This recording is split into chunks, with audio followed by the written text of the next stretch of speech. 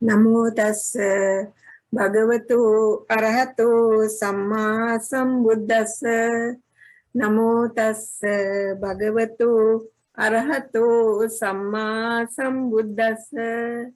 Namo tassa bhagavato arahato samma sambuddhassa. Friends,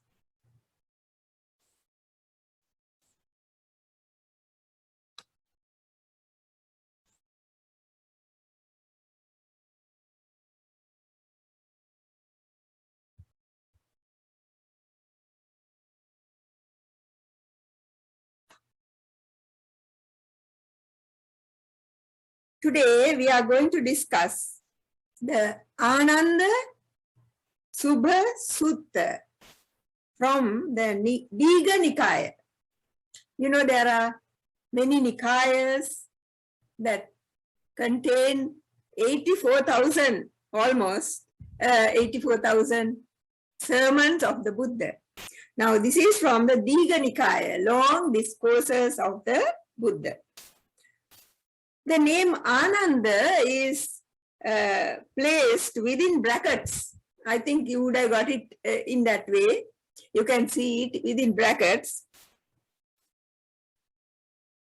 For in the Digha Nikaya, it is not given. Ananda, the word Ananda is not given.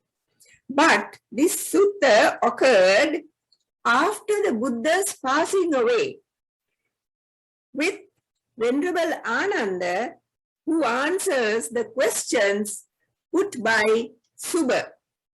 So Subha asking questions from Venerable Ananda, that is the answers that Venerable Ananda gives him are what we find in this sutta. So, after the Buddha's parinibbana,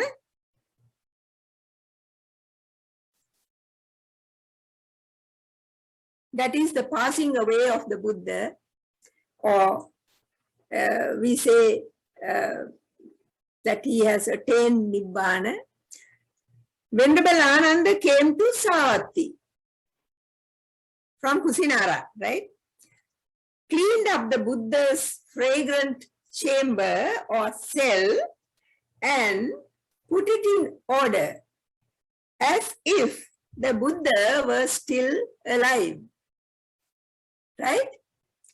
Now, a Brahmin youth named Subha heard of Venerable Ananda's arrival and thought of meeting him. He had met the Buddha when the Buddha was living and taken refuge too. Subha sent a messenger to invite Venerable Ananda to his house. So the following day, Venerable Ananda and Venerable Chetaka, that's another monk, came to Subha's house. After welcoming the two monks, Subha said, Venerable Ananda, you were the personal assistant to the Buddha for a long time. Please tell me, what were the things praised by the Lord Buddha that aroused and established people in the Dhamma? You see? So now he wanted to find out how the Buddha had got the Dhamma across to the people. Now, the Venerable Ananda said that the Buddha praised three things and used them to rouse, instill, and establish people in the Dhamma. That is, now these are the three things. The Aryan morality,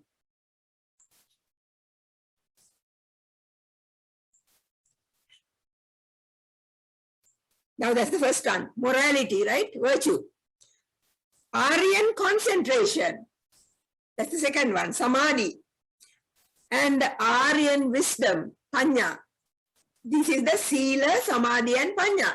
These are the three things that the Buddha used or praised as very important for people. When Subha asked for an explanation, Venerable Ananda gave a detailed description of each one. The Buddha has said that when we are morally virtuous, the other spiritual states, that means virtue is the first one, then there are two others, Samadhi and Panya, or concentration and wisdom. So when we are morally virtuous, those two other states naturally arise without being cultivated or developed intentionally. That is, for the virtuous, there arises freedom from remorse. Now, remorse is caused by not doing the things that we should do, or doing things that we should have done but have not done, right? So because of these things, remorse comes to us, especially when we are dying. So now when one is virtuous, this freedom from remorse is there, even while living, not on your deathbed, even before. Then after remorse, what happens? Joy arises. Joy comes because you know that you are virtuous, and therefore there is joy. So that the mind becomes zestful and the body is calmed, resulting in happiness. Now you might think when you talk of zest, that there is a sort of exhilarating thing, stance. It's not like that. This zest is something that calms the body, right? So that after that, what happens? Concentration or samadhi is easy. When concentrated, a vision of reality arises. You see, when you are concentrated in meditation, you see reality as it is, not what you see with the eye, but with your mind's eye. So that is called yatha bhuta jnana. The reality is called yatha bhuta jnana. This is followed by revulsion. Revulsion means something like, drawing back, not going forward and wanting those things, but try to get back from those things. And then the knowledge and vision of liberation arises. When you find that you are not attracted to those things, then you find that you are on the path of liberation, right? Now, we come back to the answers that Venerable Ananda gives. Subha asks, what is the noble aggregate of moral virtue? Venerable Ananda explains with regard to the monastic. Now, Venerable Ananda answers how a monastic would respond to this, right? A monk abstains from destroying life, right? All kinds of life, even inanimate life, like trees and plants, so that he is merciful, compassionate, and thinks of the welfare of all living beings, right? He abstains from taking what is not given and accepts only what is given, so that his mind is pure. He does not want this and that, but whatever is given, he just takes, that's all. He lives a celibate life. Now you can see that I'm using the word he because that is how it is given in the sutta. Abstains from false speech and is trustworthy, reliable, and not a deceiver, right? Trustworthy. Will never use divisive speech, malicious speech, right? Divisive speech to break up friendships, but will try to unite those who have broken apart and thus delight in harmony. So this is the kind of thing that Buddha always advocated, right? Never uses abusive speech, but only words that are humane, soothing, touching, and delightful and pleasant to people, right? People like to hear good words, kind words, right? Not abusive words. Abstaining from idle chatter, that is gossip, speaks what is true and beneficial. That's all, right? Now we are talking of the monk, right? Not of the lay person. When we come to the lay person, right? When we examine these virtues, we see that they are applicable to the laity also, except the one on celibacy. The 5 precepts within the Buddhist doctrine are for the development of the mind and character of the individual, and also to make progress on the path to enlightenment. So you can see someone, a layperson who follows the 5 precepts seriously and well is on the path to enlightenment. May not attain enlightenment there and then, but that person has entered the path. He or she is going on the path, right? So, started to practice, that's what it means. These 5 precepts are comparative with human rights. Now, today people are talking a lot about it. So, you can see 2,600 years ago, Buddha gave these 5 precepts that are equal to human rights. Because of their universal nature, undertaking and upholding the 5 precepts is based on the principle of non-harming, ahimsa. Non-harming, not only the first precept, but all 4 precepts, all 5 precepts, when one keeps them, does not harm anybody, himself or herself, and also others. By comparing oneself with others, one may not hurt others, as nobody likes to be harmed. Also, there may be karmic retribution too. You know, when you do bad things, you have to expect the results also. These precepts are included in the Noble Eightfold Path, in the sections on right speech, right action, and right livelihood. Further, they help to make merit and harmony in society. So you can see that there is, these precepts or these rules or these ways of behavior are not only for monks and nuns, but also for lay people. So now we come back to what the Venerable Ananda is talking about. After taking the precepts of a novice or samanera, right? Samanera is a novice. She or he does not eat after noon, right?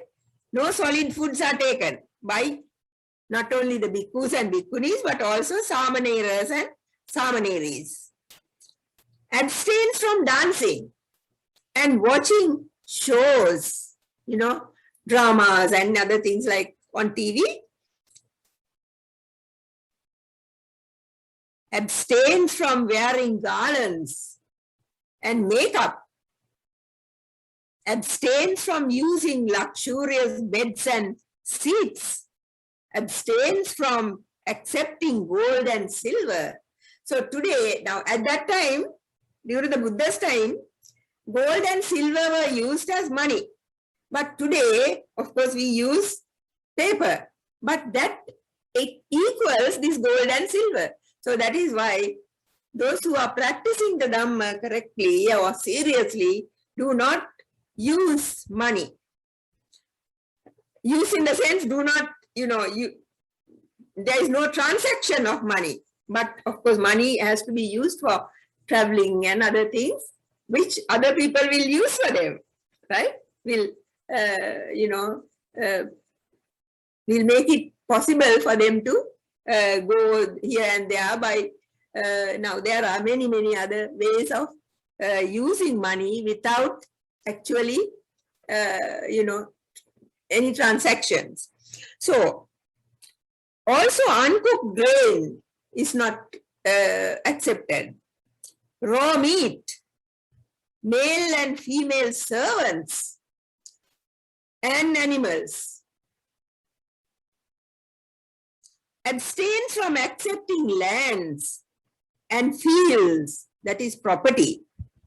Abstains from running on errands, for ministers or kings or nobles or, sometimes people do that.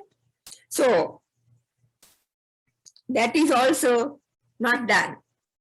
Or taking on messages from them to others and back and forth.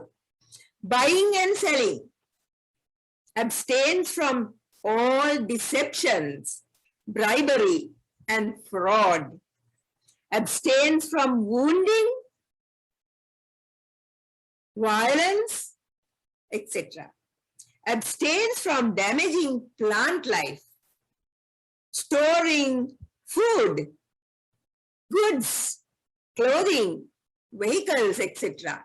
So these are things that are, not done by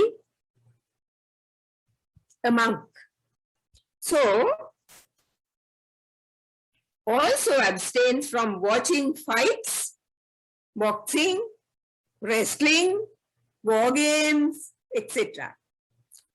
Abstains from playing games like chess, hopscotch, dice games, ball games, acrobatics, guessing thoughts, mimicking deformities, etc. Some of these rules, like games, are the minor rules, the ones that we talked about towards the end of this paragraph. Those are minor rules that help the novice who is new to the Dhamma training to become seriously involved in practicing for achieving higher states. So, when you keep these rules, it is easier to go in the path quickly. Otherwise, you lag behind, right? Playing a board game is not an evil thing, provided no money is involved, right? If you don't bet, or if you put money and say, each one is putting money and then, the winner gets all the money. That kind of thing is not done. The game is just for the game.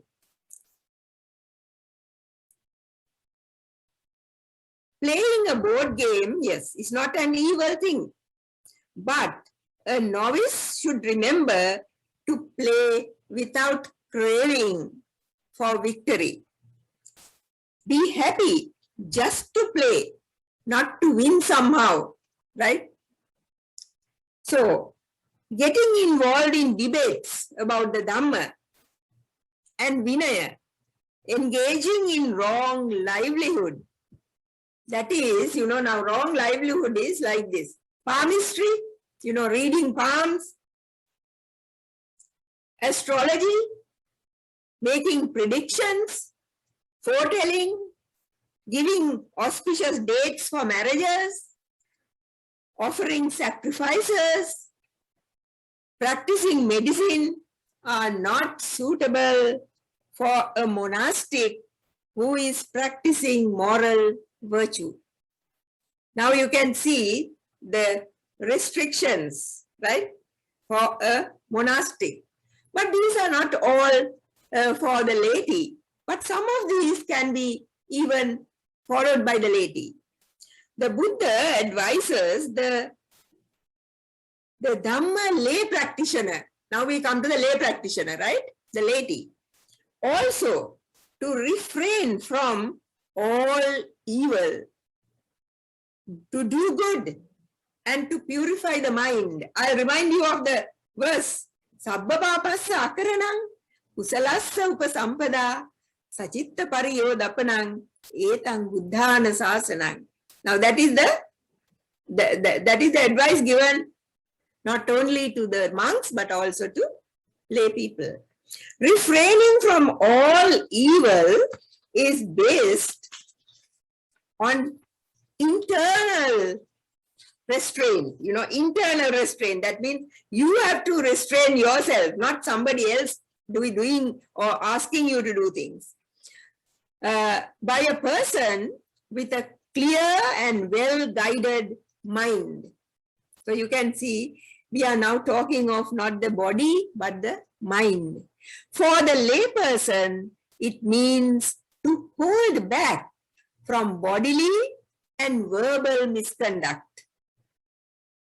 To do good, one must practice loving kindness, that is metta, compassion, generosity, that means dana, not only to the monastics, but to any, even animals.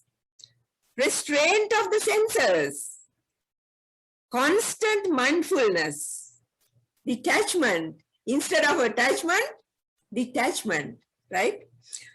Truthfulness, kind and helpful speech, golden silence when needed. Some people think that you have to say something every time others are talking, you also must add. But sometimes it's necessary to be silent.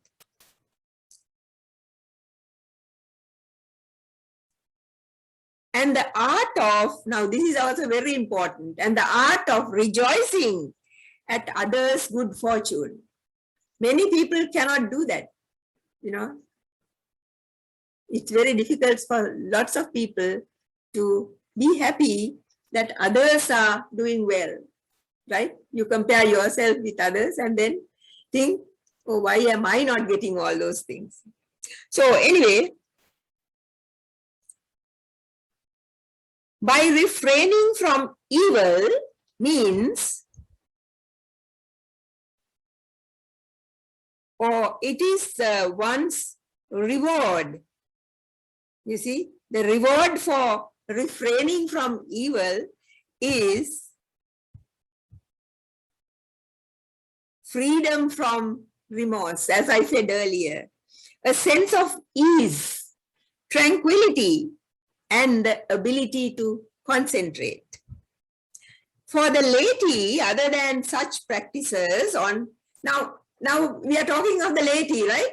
So other than all these practices that we talked about, there are special days for the laity. Now, like you see, the full moon day, which is considered a special day by Buddhists. Others also, there are others also who think like that. And it is called a Poya day or Uposatha day. Now, there are other rules of morality, like the 8 precepts or the 10 precepts instead of the 5 precepts, including the 5 precepts. Sometimes people take 8, that is 3 more, or sometimes 10 precepts, that is actually 5 more. So when you take these precepts, what does it happen? What happens to them? That means they are refraining from or getting certain, in their behavior, there is a certain restraint, unlike on normal days. So, now what are the things that you give up? Like, you see, now, sometimes you can keep these precepts 8 or 10 for one day or even more days as time permits and as frequently as possible. They too would find it easy. These people who keep these precepts would find it easy to give up their normal habits. What are the normal habits? Like craving for food, looking in the refrigerator all the time, or sex and other sensual pleasures, and learn to appreciate celibacy for some time, abstention from food after noon, abstention from dancing, music, shows, etc., would help in the practice of the Noble Eightfold Path. Yeah, it's useless just talking about it, you have to practice. Now, Venerable Ananda goes on to explain moral virtue is not enough for the monk in training, but there must be mental cultivation too. Mental cultivation is through sense restraint, that is, the eye, ear, nose, tongue, body, and mind should be guarded by not allowing unwholesome states of covetousness. Covetousness is greedy or being, to crave for things like that, you see. So, by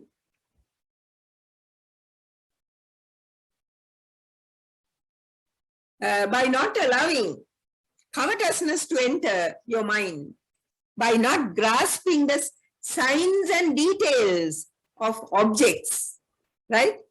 Now, when you see somebody and then you are attracted to that person, you think of that person's smile, the way that person speaks, or, the smile or things like that, right? So, we should not take them seriously, these things. Just let them go.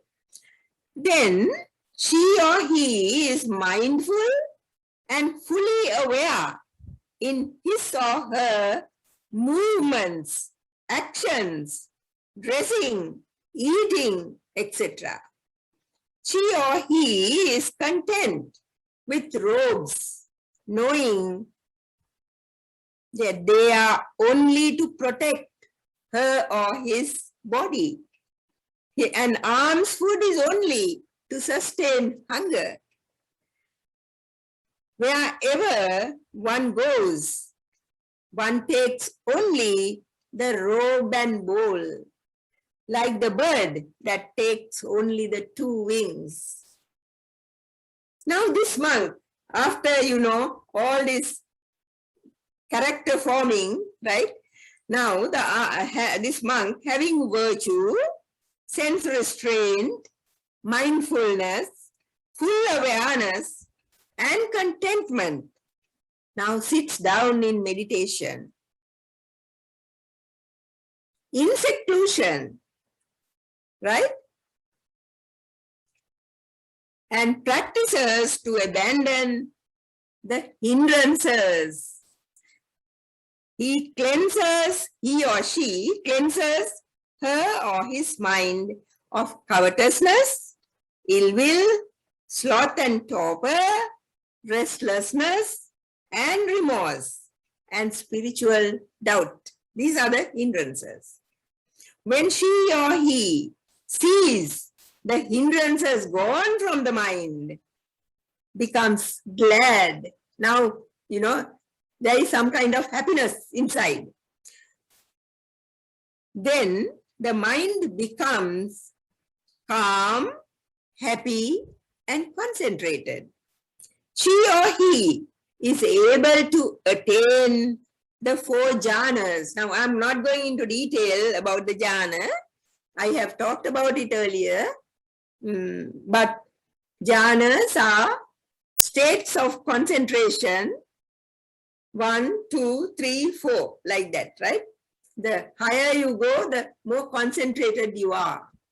So, the 4 jhanas, is able to attain the 4 jhanas and gain knowledge and vision. Now, let us see what knowledge and vision is. That is, that the body, now this is the knowledge and the vision that that person gets, that the body is composed of 4 elements. Now, we know it by, reading about it, hearing about it. We know that the body is composed of the 4 elements. But this is something that comes from within, some kind of knowledge that is, in the mind. Now it comes to the mind, not just reading it about it. So that the body is composed of 4 elements and born from mother and father, nourished by solid and liquid food, subject to impermanence, sickness and death. The consciousness is attached and bound to the body. These are the things that you learn by becoming concentrated. At this stage, the mind is purified, bright, unblemished, unshakable, and she or he is able to attain psychic powers. Now, what are psychic powers? Now, let us see. Now, these are the kind of things that one is able to attain. To create many. Now, if you want to create yourself, many of yourself, you can do that, or others, or anything like that. Then appear and vanish, pass through space, water, and air. Is able to hear with the divine eye. With the divine ear. You can hear things that are far away. Things that are said far away, you can hear with the divine ear. Or you can even see with the divine eye, right? Read the minds of others. Recollect one's past life and the lives of other people, right? Past lives of other people. Now, she or he directs the mind to the destruction of the taints. Now, the hindrances are already gone. Now the taints are there. Taints means the asavas. You remember I told you the asavas, those are the defilements that are underneath. You don't see them above the surface. They come up when something happens, right? The asavas now tries to to get rid of the asavas. With the elimination of the taints or the asavas, one realizes what? The 4 noble truths. That one knows that birth has ended. The holy life has been lived. Done what needs to be done. And there's nothing more to be done. Now that person has been liberated. See the Nibbana, see Nirvana, see liberation. That is, all the defilements have gone from the mind, right? Now, Venerable Ananda tells Subha, this is the aggregate of wisdom. Now, these are the 3 things that he talked about. The virtue, that is the moral virtue, sila, then the second one is concentration or samadhi, and the third is wisdom or panya. Now, Venerable Ananda says, the last part that we discussed just now, that is the wisdom part. Subha takes refuge in the Buddha, Dhamma, and Sangha as a layman for life. Now that is the Subha Sutta. Do you have any questions?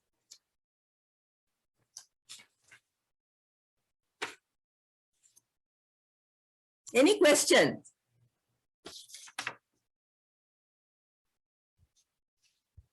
No? Then I have something to tell you. That is, within the past week, we have lost a very eminent and very well-known in the world, someone who did a lot of service to the sasana, especially the female section of society. So I'm going to talk about a certain person. That is, I think you might have heard of her. In fact, she came here to our temple and spent 1 or 2 days about 2 or 3 years back, and gave meditation and almost retreats like so. Those who have met her, I'm sure would remember her. Her name is Venerable Bhikkhuni Kusuma, and she is from Sri Lanka. So I'm going to talk about her for, for those who don't remember or those who don't know. And so I have known Venerable Bhikkhuni Kusuma for more than 40 years, even before she ordained. Then she was known as Kusuma Devendra. We taught in the same school and later at a university. She was a very capable and efficient teacher. The children as well as the staff admired her and loved her. She played many roles in life, not only as a teacher, but also as a daughter, wife, mother, and bhikkhuni. Even when she was a lay person, she took part in Buddhist discussions over the radio and later, I think, on TV.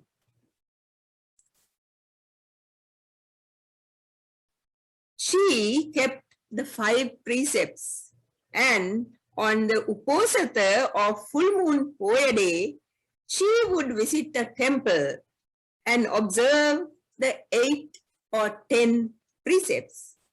I remember one Poya day when we had observed the 8 precepts at a temple near Ananda College in Colombo.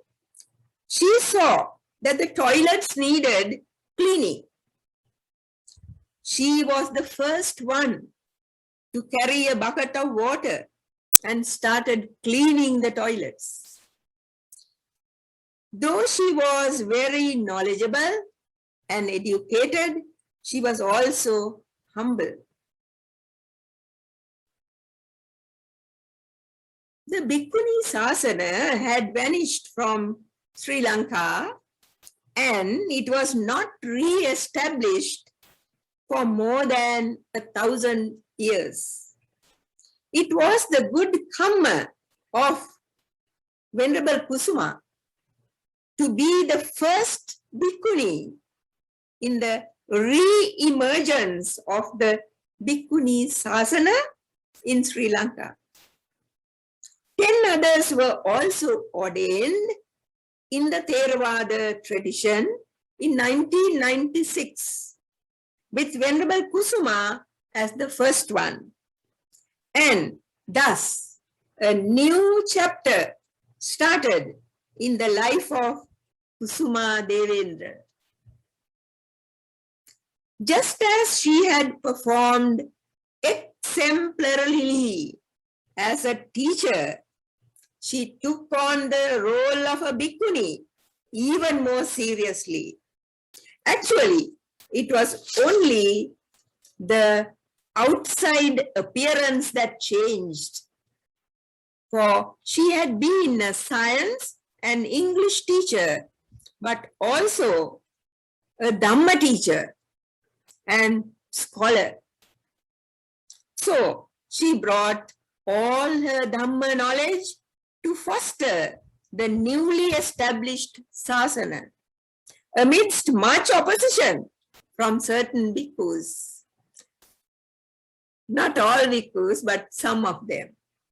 But she was not daunted, and the world acclaimed her as a leader and invited her to many countries to conduct Dhamma talks, seminars, retreats, etc. She traveled widely over the world and shared her Dhamma and Vinaya knowledge with others. She has written many books in the Dhamma and Vinaya and translated many others from Sinhala into English and vice versa. Even at ordaining as a bhikkhuni, her generosity towards others was well known.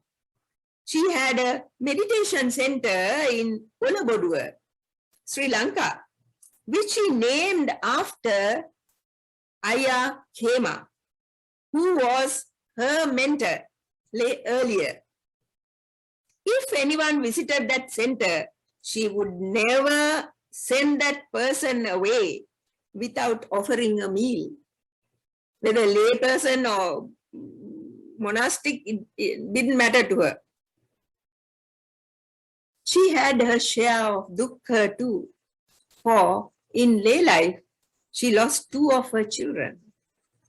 But she was able to balance her life and forge ahead, giving the much needed leadership and guidance so that many women became bhikkhunis under her guidance and tutelage.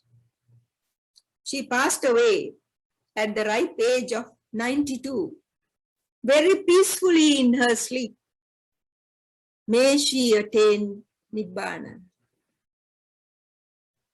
So now I thought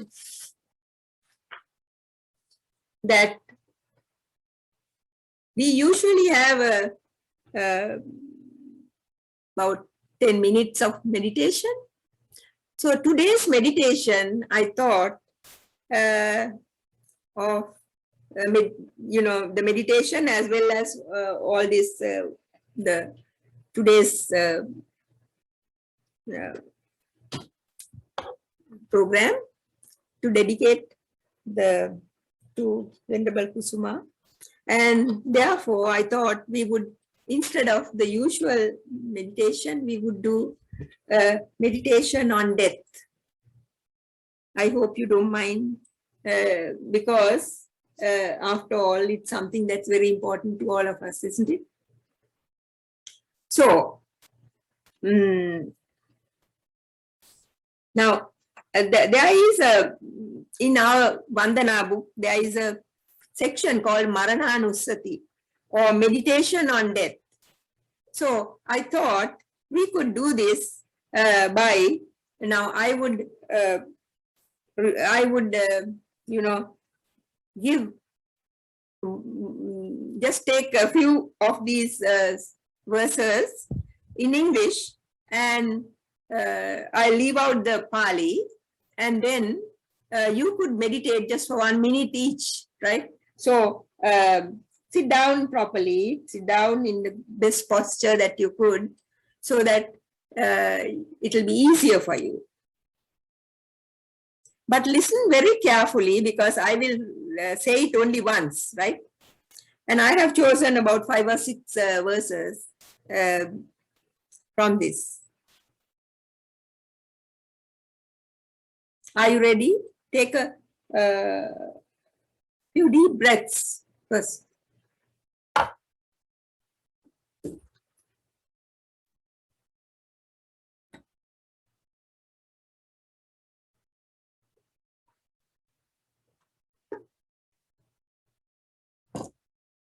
Ready?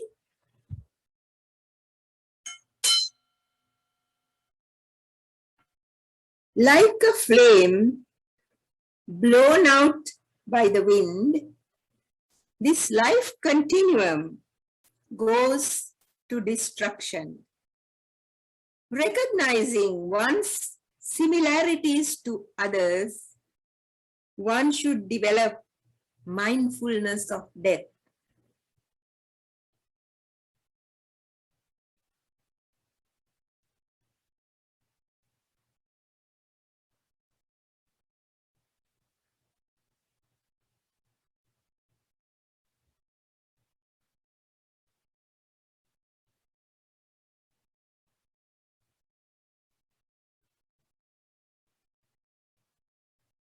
Just as people who have achieved great success in the world have died,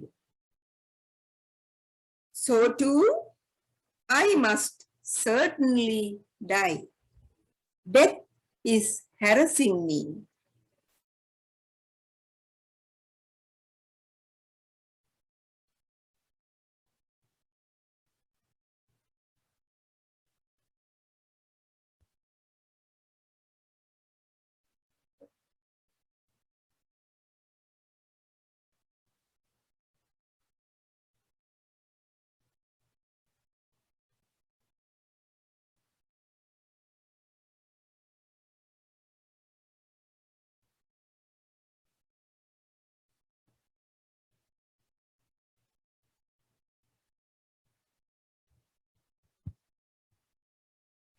Death always comes along together with birth, searching for an opportunity like a murderer out to kill.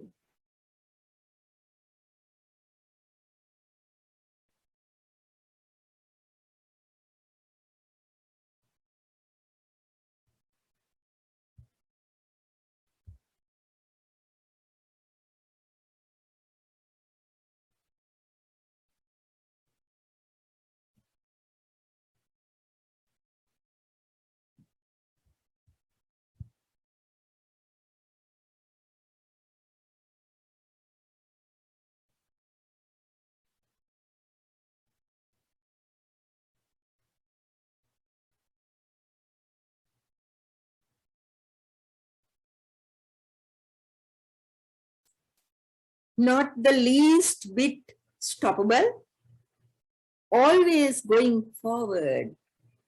Life rushes towards its end, like the rising sun to its setting.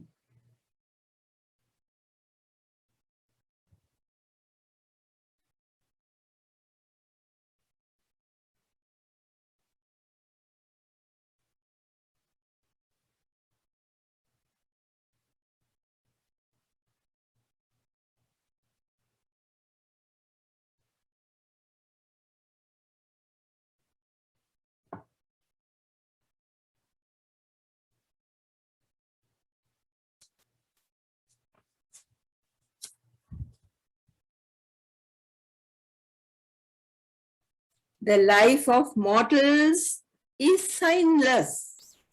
Its length cannot be known in advance. It is difficult and limited and tied up with suffering.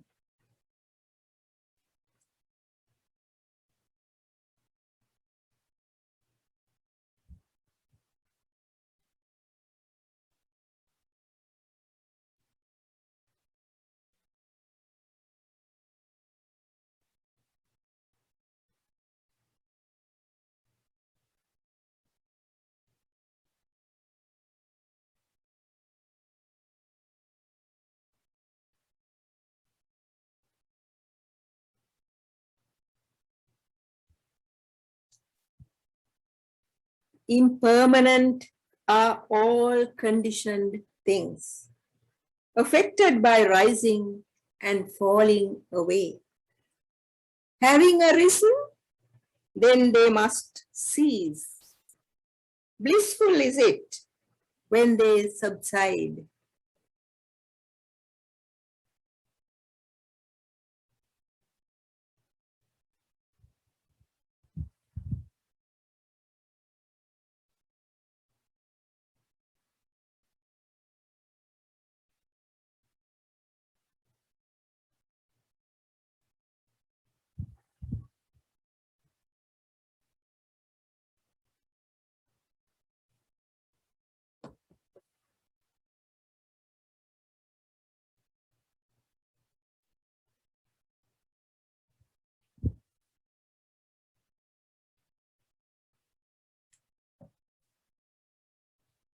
Anicca vata sankhara upada vaya dhammino uppajjitva nirujjanti te sangupa samo sukho.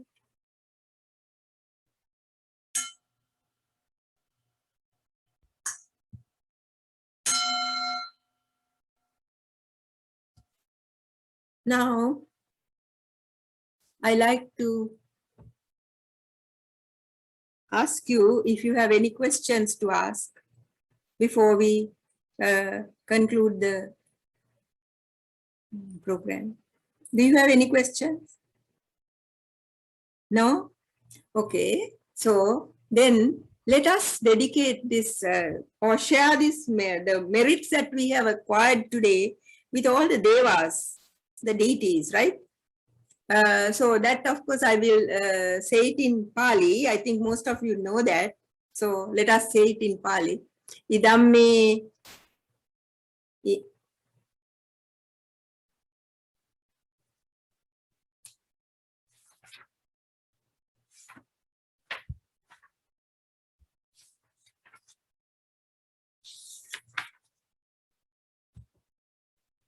Akasatta cha bummatta devanaga mahiddika punyantang anumoditva chirang rakkantu sasanang chirang rakkantu desanang chirang rakkantu mang paranti ettavata cha amhehi sambatang punya sampadang sabbe deva anumodantu sabbe bhuta anumodantu sabbe satta anumodantu sabba sampatti siddhya.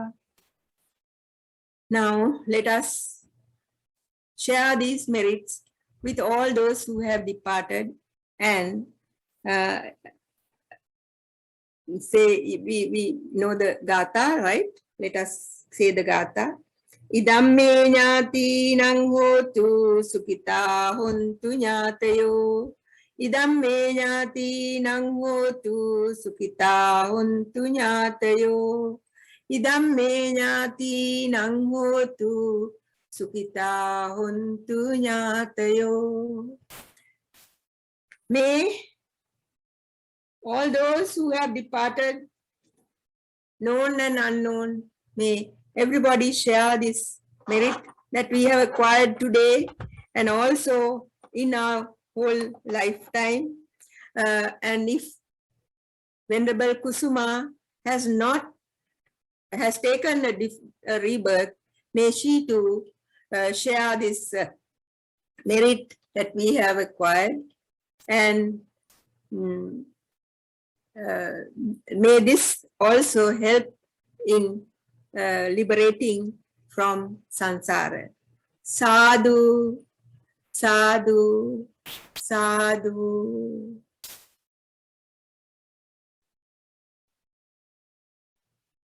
So, do you have any questions? If you have any, please ask. Otherwise, so we will thank you all for coming today and sharing this program with us today. So may all of you and may all of us be able to cross over this samsara and attain Nibbana as quickly as possible.